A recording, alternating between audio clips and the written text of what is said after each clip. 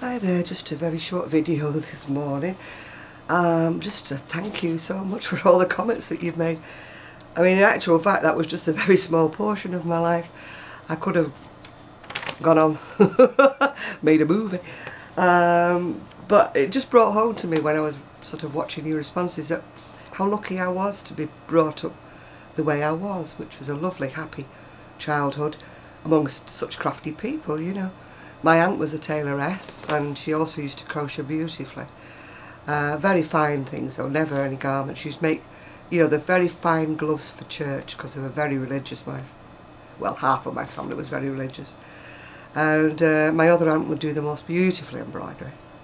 Another aunt was very good with knitting, and also she used to make rugs, you know, the peg rugs and things like that. And I spent half my childhood cutting up old coats, you know, to make the peg rugs. I mean, they're coming back into fashion now, but we did it just purely because you couldn't get anything after the war. Anyway, that's enough about that. I'll do another programme about me later. Except it would make my mum very happy because she always used to say that I was destined for better things. In fact, she used to say, you should be on the stage, you should have a chat show. And my dad used to say, she should be on the stage, bloody sweeping it, sorry to swear. But yeah, my dad used to pull me down a peg. You never got above yourself in our family. You know, if you thought you were beautiful or anything like that, then somebody would always come along and say, no, no, no. My aunt, when I was younger, was a local carnival queen. And I was looking at all the pictures in the newspaper. You had to put your picture in the paper and people had to vote for you. And I said to my auntie, I said, do you know, I said, do you think I'd stand a chance if I put my picture in the paper of being the carnival queen? And she just looked at me and she said, no. She said, us Buckleys have never been known for our beauty. She said, just stick to your personality, love. I mean, this was to a 17-year-old. Really brought me down a peg or two. Anyway, what I'm wearing today hasn't been blocked, so I don't know if you can see it or not properly. It's actually a pattern called Dubonnet Poncho, and it's a free pattern from Red Heart. And the wool that I've got is American because Z sent it to me. It's the Boutique Treasure. And it fastens actually, I don't know whether you can see, I'm never quite sure where my camera's pointing. It fastens with buttons on the shoulders. These buttons came out of my button box and they came off a sweater I think that I made when I was about 18. Don't throw anything away in this family. Such a hoarder, you know. I mean, I live in a very small house. Well, very small compared to the US standards. You could probably fit the whole of my house in one of your bathrooms. And it just gets so cluttered up. Absolutely cluttered up, yeah. As I said, I want to thank you so much for all your lovely comments about who I was and what I was doing. It was so nice. Didn't realise so many of you watched. It's kind of a bit inspiring, awestruck. Anyway, somebody asked about what I'm wearing and I can take it back a bit. This is actually a pattern that I made, first of all, in the 80s, I think it was. Probably it's a bit... Oh, let me just see if I can take it up a bit. It's actually a waistcoat. Now, Margaret Orlando made a programme about one of her shrugs, which she said was a poopy diaper shrug. This isn't a poopy diaper waistcoat. This is actually a bullseye on the bottom waistcoat. If I'd have thought about it, I wouldn't have put pink where it is. But there it is, I made it, and so I'm stuck with it now. Today I must...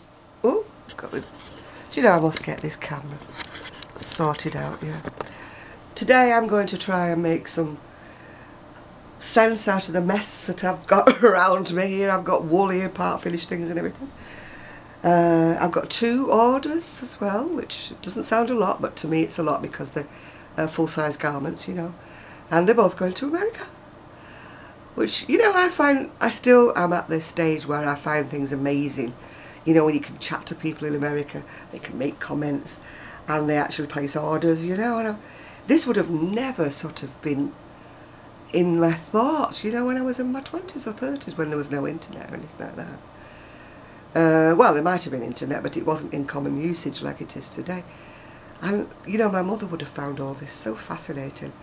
You know, that she did kind of foresee all of this. I mean, she was still alive when the business was going downhill rapidly, and she kept saying, it'll come back, it'll have a resurgence. She said, just you wait. And I kept saying, no, I think it's on its way down. No, it's going to come back. Everything comes back, and it's going to come right back, and it's going to be just as popular as it ever was when it was in the 80s. She's right. She's absolutely right. Spot on, Mum. If she's up there looking, she'll be going, I told you, I told you. I knew I'd be right. Because one thing I do